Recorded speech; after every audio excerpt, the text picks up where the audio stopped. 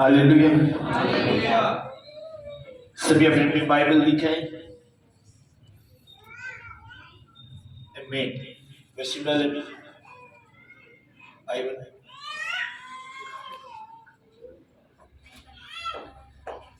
Hallelujah. सभी अपनी अपनी बाइबल खोलें। सब जिनके पास बाइबल नहीं है, इधर बाइबल पढ़ी है, वो बाइबल ले सकते हैं।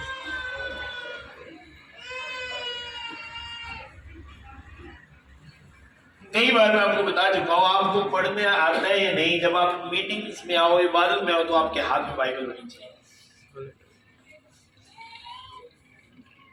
आप पढ़े नहीं भी होते, फिर भी आप अपने पास सेल फोन रखते हो, क्योंकि आपको लगता है कि इसकी जरूरत है, किसी भी वक्त घर वालों से बात करनी पड़ जाती है।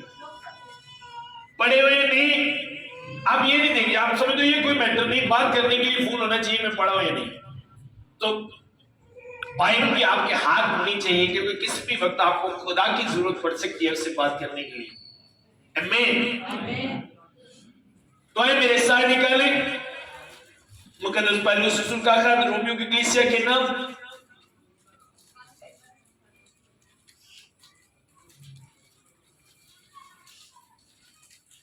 उसका 12 बाब शुरू से चंद आयतें पढ़ेंगे जो खुदा ने मुझे आज आपके लिए कलाम दिया। सब बाइबल लेकर आया करें, और मैंने आपको 22 में कहा था कि आप डायरीज लेके आया करें, उन चीजों को लिखा करें जो आपके लिए तारीख के साथ लिखा करें, डेट के साथ, दिन के साथ, क्योंकि जो बात आपके लिए कही जाती है वो आपकी लाइफ में पूरी होगी, क्योंकि खुदा जो कहता है वो आमीन। तो सभी अपनी बाइबल सबने खोल ली। बस है भाइयों, मैं खुदा की रहमतें याद दिलाकर तुमसे इल्तिमास करता हूं कि अपने बदन ऐसी कुर्बानी होने के लिए नजर करो जो जिंदा और पाक और खुदा को पसंदीदा हो। यही तुम्हारी मकबूल इबादत, यही तुम्हारी मकबूल इबादत। सब बोले आमीन। जिन्होंने अभी नहीं निकाला, मैं आपको बता रहा हूं, रोमियो का खत पौलुस रसूल का, उसका 12 बाब पहली आयत मैंने पढ़ी है। अब यहाँ पे लिखा है इल्तिमास, किसी की मिन्नत करना, या पंजाबी ने कहना कहता तरला मारना, कहता तरला मारना। अब वो कह रहे हैं, ए भाइयों, मैं खुदा की रहमतें याद दिलाकर तुमसे इल्तिमास करता हूं, मैं खुदा की रहमतें तुम्हें याद दिलाकर तुमसे मिन्नत करता हूं, तुमसे मिन्नत करता हूं, खुदा की रहमतें याद दिलाकर कि खुदा ने तुम्हारी जिंदगी में क्या क्या किया, खुदा ने तुम्हारे लिए क्या क्या किया। मैं तुमको वो चीजें याद दिलाकर तुमसे इल्तिमास करता हूं कि अपने बदन ऐसी कुर्बानी होने के लिए नजर करो जो जिंदा और पाक और खुदा को पसंदीदा हो। इसका मतलब कि अगर मैं कुर्बानी दे रहा हूं, तो क्या मुझे ये नॉलेज है कि जो कुर्बानी मैं दे रहा हूं वो खुदा को पसंदीदा है, खुदा उस कुर्बानी को पसंद करते हैं। मैं उस तरह की कुर्बानी दे रहा हूं जिस तरह की कुर्बानी खुदा पसंद करते हैं।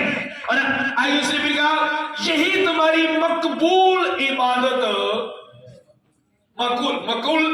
मकबूल इबादत है। समझ आ रही है? क्योंकि अगर हम बाइबल मुकद्दस में से देखते हैं तो ऐसी कुर्बानियां हैं जिनको खुदा ने रिजेक्ट कर दिया, जिनको खुदा ने नहीं पसंद किया, जिन कुर्बानियों को खुदा ने नहीं कबूल किया। कलीसिया कितने जानते हैं? पहली कुर्बानी जब हुई, पहली कुर्बानी जब दी गई, जो पहली कुर्बानी बाइबल बताती है, दो लोग देने के लिए गए और दोनों भाई थे। पहली कुर्बानी जो बाइबल बताती है, फर्स्ट कुर्बानी जो हुई, पहली कुर्बानी जो हुई, जो खुदा के सामने पेश की गई पहली कुर्बानी जो हुई, उसकी बात कर रहा हूं। तो क्या दोनों की कुर्बानी कबूल हो गई? नो।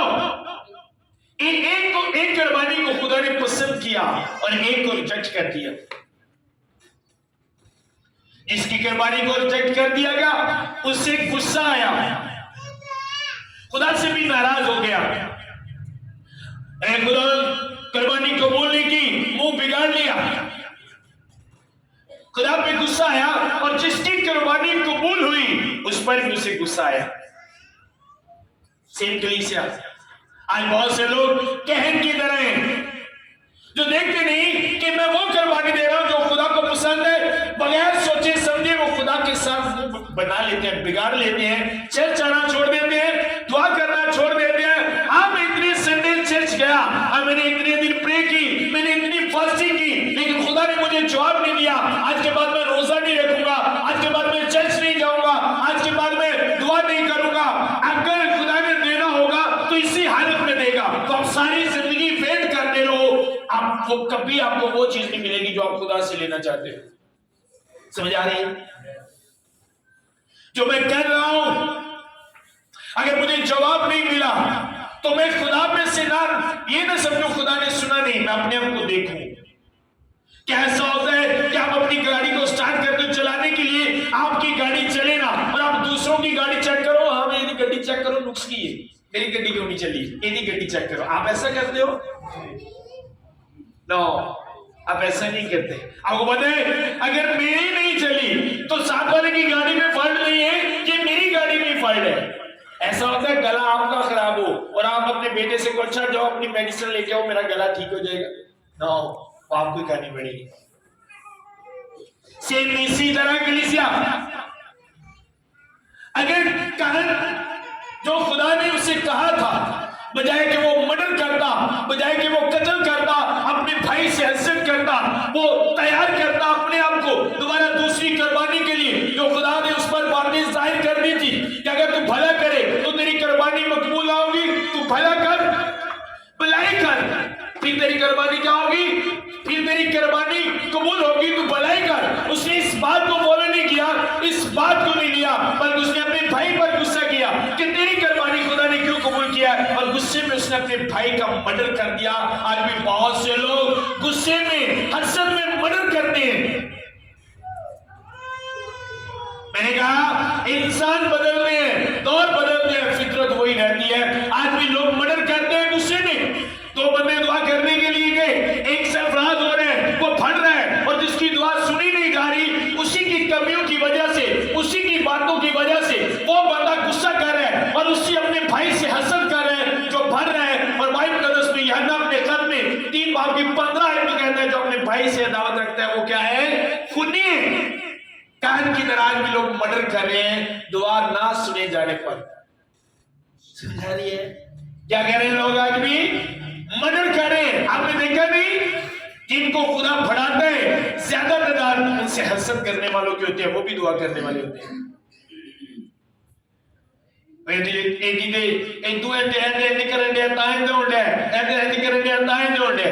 इसी तरह आपको अपने आप को तैयार करना पड़ेगा।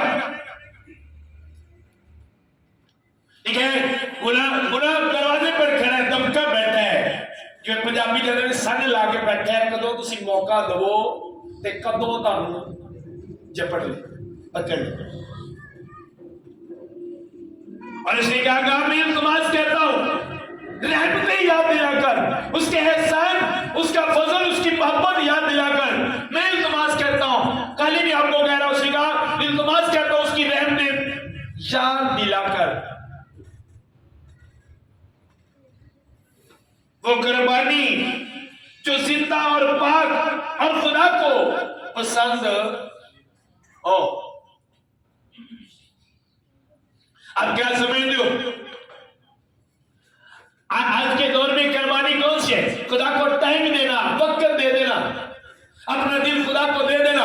जो खुदा ने कहा आपको वो जितनी भी चीज अच्छी लगती है आपने उसे छोड़ दिया, यही आपकी कुर्बानी है कलीसिया।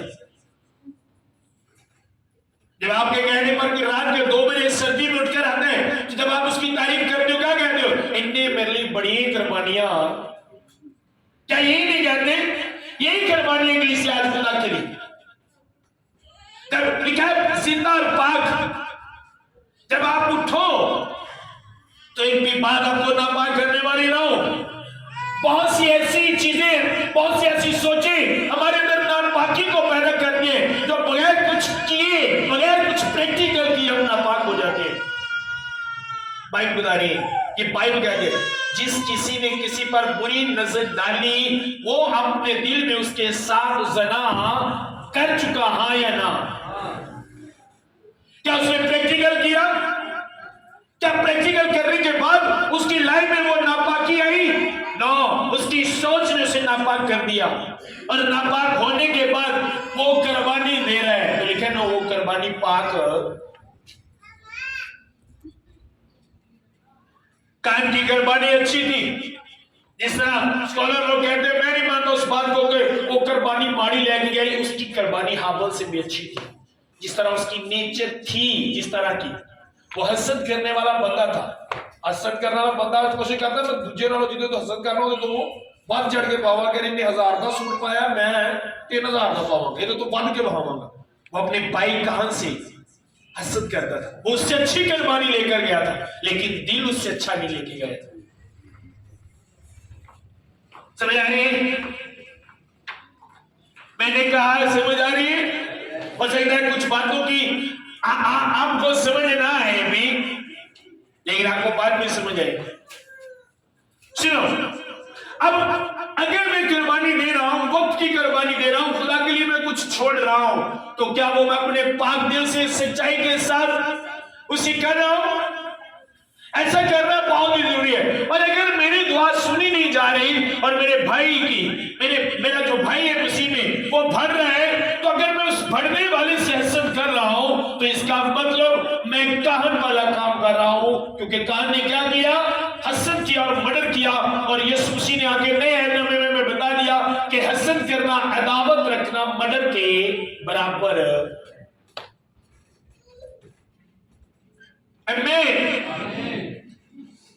ये मर्डर के बराबर है, खून करने के बराबर है। और आगे लिखा, इस जहान के हम शक्ल न बनो, बल्कि अक्ल नहीं हो जाने से अपनी सूरतें बदलते जाओ, ताकि खुदा की नेक और पशीदा और कामल मर्जी तजर्बे से मालूम करो। समझ आ रही है? अब मुझे खुदावंद के सामने जाने के लिए वो कुर्बानी जो वो मंजूर करे, वो दुआ जो सुने, मुझे उसकी मर्जी को भी जानना बहुत ही जरूरी है। उसकी मर्जी का मुझे नॉलेज होना बहुत जरूरी है। और अगर मुझे उसकी मर्जी का नॉलेज है, उसकी मर्जी जान गया हो, तो उस मर्जी पर पूरा उतरना मेरे लिए बहुत ही, उस मर्जी पे मेरे लिए पूरा उतरना बहुत जरूरी है, बहुत ही जरूरी है। क्योंकि शैतान कभी नहीं चाहेगा कि आप उसकी मर्जी के मुताबिक चलो, कभी नहीं चलने देगा, वो पूरा जोर लगाएगा। मैंने आपको कहा था मैं जनवरी प्रे में हूं, अभी फर्स्ट वीक में प्रे में, और कल मैंने इरादा किया, मैं प्रे करता था पूरा सुबह रात 12 से लेकर शाम 5 बजे तक, किसी से बात नहीं करनी, बोलना नहीं। तो कल मैंने कहा, फ्राइडे की रात को मैंने कहा अब मैं 3 बजे से 10 बजे तक 3 बजे तक बैठ के प्रे करूंगा, 3 बजे से 10 बजे तक घुटनों के बल प्रे करूंगा। तो जब मैं बैठ के प्रे कर रहा था, मैं प्रे करते जा रहा था, मैंने टाइम में देखा और टाइम मुझे लेकिन 3:30 का हो गया। 3:30 के बाद मैंने कहा अब तो 4 से शुरू होता है। मैं 11 बजे प्रे में बैठा और 11:15 बजे हमारे घर में जबरदस्त शैतान ने अटैक किया और घर में फैमिली में जगह होना शुरू हो गया। और सुनो, इतनी गंदी गालियां दी उन्होंने मेरी बेटियों को, मैं ऊपर गया, मुझे बुरा लगा, लेकिन फिर मैं नीचे आ गया और बाद में भी वो गालियां देते रहे, इतनी गंदी कि कोई भी जिस्मानी बंदा हो उसी वक्त उस बंदे को फायर मार देता वहीं पे। लेकिन मुझे पता था कि कुछ चीजें आप खुदा पर छोड़ दो। मेरी वाइफ को इतनी गंदी गालियां मेरी बेटियों को, इतनी गंदी गालियां हमारे ऊपर, और मैं हैरान था कि मैं खामोश क्यों हूं इस तरह,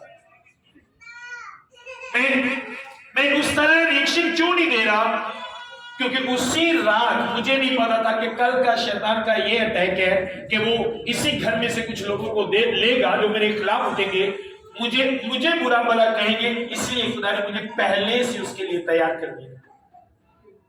अगर मैं भी उन्हीं की तरह करता, मैं भी उसी तरह लिखे जहां की आप शक्ल ना बनो, अगर जो उन्होंने किया मैं भी उसी तरह कहता, हाँ तुम्हारी बेटी इस तरह है, फलाए तुम मेरी बेटी को कहते हो, मैं उसे पकड़ता मारता, तो कभी मैं स्टेज पे आज बोल नहीं सकता था।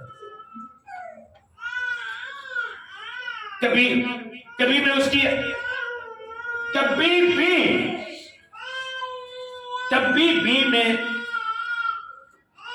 सुनता रहा उसकी आवाज।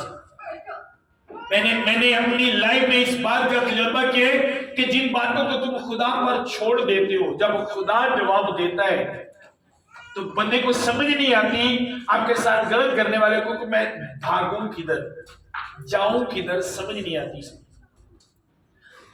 समझ आ रही है? नो, हमें इस जहान के हम शक्ल नहीं बनना कलीसिया। अगर इस जहान के हम शक्ल भर जाएंगे तो हम खुदा की मर्जी को कभी भी मालूम कर, क्योंकि उसने आपको इस जहान से अलग किया है। किस लिए अलग किया है? ताकि आप उनके हम शक्ल ना बनो। मैंने तुमको चुन लिया और चुनने के बाद मैंने तुमको दुनिया से अलग आया ना, तब दुनिया को की है अलग की हो सब छांगा वांगा जंगल से छाट होता है बकरा कितने छाट होता है, तुम इतने ही रहना, एक रूम बना के अंदर बाढ़ जाए, रात तो बाद दुनिया से एंटर ही नहीं होना। अलग मीन उस कैरेक्टर से उसने तुमको क्या किया है, दुनिया वाला कैरेक्टर तुमको नहीं दिया। और खिदमत में आने से पहले मुझे पता है मैं कितना गुस्से वाला होता था, किसी से कोई बात बर्दाश्त नहीं होती थी, झगड़े वाला माइंड। और कल आप बिलीव करो मैंने कहा नो कोई बात नहीं, मेरे कुछ स्पिरिचुअल बच्चों ने सुना होना कि लगता ही तोड़ देनी है, मैंने कहा नहीं कोई नो। समझ आ रही है? हमें इस जहान के हम शक्ल नहीं बनना कलीसिया। आपको पता होना चाहिए कि मैंने अपनी सूरत को बदलना है। इस जहान के हम शक्ल ना बनो, बल्कि अकल नहीं हो जाने से अपनी सूरत बदलते ही जाओ, ताकि खुदा की नेक और पशीदा और कामल मर्जी को तजर्बे से मालूम करते रहो। खुदा की मर्जी जो आपके हक में है वो नेक है, नेक और अच्छी मर्जी खुदा की, और उसको मालूम हम कर सकते हैं। ये स्पिरिचुअल सूरत की बात हो रही है, स्पिरिचुअल सूरत की बात हो रही है। लिखा है बदलते जाओ, क्या करो उसे नाली रहने, क्या करो समझ आ रही है? इस जहान की तरह नहीं बनना तुमने, क्योंकि मैंने तुम्हें इस जहान से क्या किया है, अलग हो तुम इस जहान के लोगों की तरह नहीं हो। जी मेरे साथ निकाले पहले उसका खान गलतियों की कलीसिया के नाम पहला बाप उसके 4 आए, सब निकाले।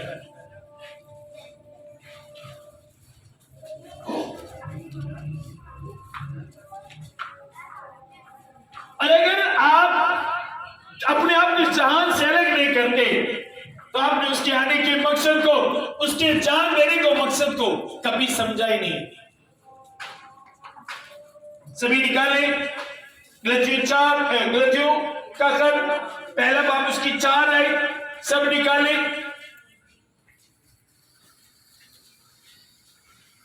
उसी ने हमारे गुनाहों के लिए अपने आप को दे दिया, उसे हमारे गुनाहों के लिए, मेरे गुनाहों के लिए, कलीसिया आपके गुनाहों के लिए, मेरे गुनाहों के लिए मुझे नहीं दिया, आपके गुनाहों के लिए आपको नहीं दिया उसने।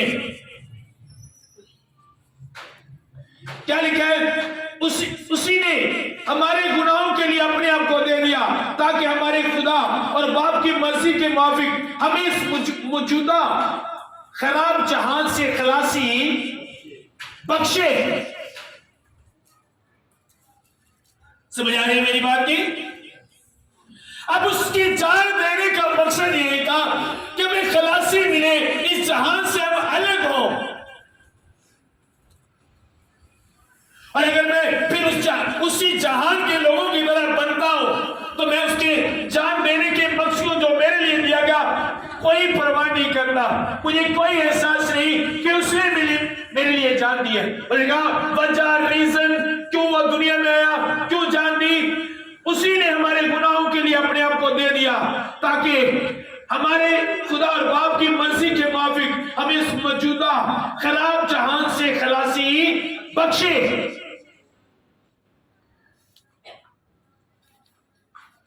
ये जहां जो शैतान की टीचिंग पर चलता है,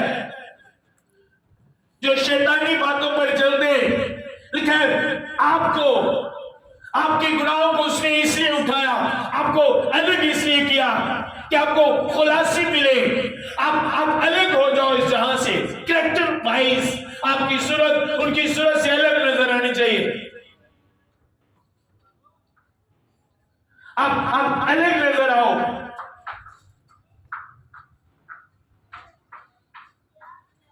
समझ आ रही है? अलग नजर आओ, बात बताती है, उनकी तरह नहीं। और उसने कहा इसीलिए उसने किया कि अपनी जान, मान लो एक बंदे ने अपनी जान दे दी आपको अलग करने के लिए, आप फिर भी वहीं पे खड़े हो। मान लो कि आप किसी नहर में डूब रहे हो, मर रहे हो, और एक बंदा आपको बचाने के लिए मर गया, आपको निकाल दिया, आप निकल गए और तुसी दोबारा फिर ਉਹਦੀ ਛਾਲ ਮਾਰ ਦਿੱਤੀ। ਇਹਦਾ ਮਤਲਬ ਜਿਹੜਾ ਤੁਹਾਡੇ ਲਈ ਤੁਹਾਨੂੰ ਬਚਾਉਣ ਲਈ ਡੁੱਬ ਗਿਆ ਉਹਦੀ ਕਦਰ ਤੁਹਾਡੇ ਦਿਲ 'ਚ, उसकी कदर आपके दिल में नहीं है। मैं समझता हूं कि गुनाह दुनिया में हमें मार रहा था, गुनाह में मार रहा था, और खुदा इंसानी रूप लेकर दुनिया में आ गया, कूद पड़ा इस दुनिया में, आ गया इस दुनिया में मुझे बचाने के लिए। और जो चीज मुझे डुबा रही थी, जो चीज मुझे मार रही थी, वो गालिब आया, खत्म कर दिया, उठा दिया उसको, मेरी उस चीज को मेरी जिंदगी से दूर कर दिया। और अगर मैं फिर दोबारा उन्हीं चीजों में जाता हूं जिनको उसने खत्म कर दिया मेरे लिए, अलग कर दिया मेरे लिए, ताकि वो मुझे हलाक न करे, मैं फिर उसी हलाकत में जा रहा हूं। इसका मतलब उसके कूदने का, उसका आने का, दुनिया में आने का मकसद मैं मुझे कोई परवाह नहीं, कोई कदर नहीं, वो क्या करते हैं। समझ आ रही है? मेरे लिए जान दी उसने, क्या सिर्फ खाली बोलकर अपने इकरार करने, क्या उस पर कायम नहीं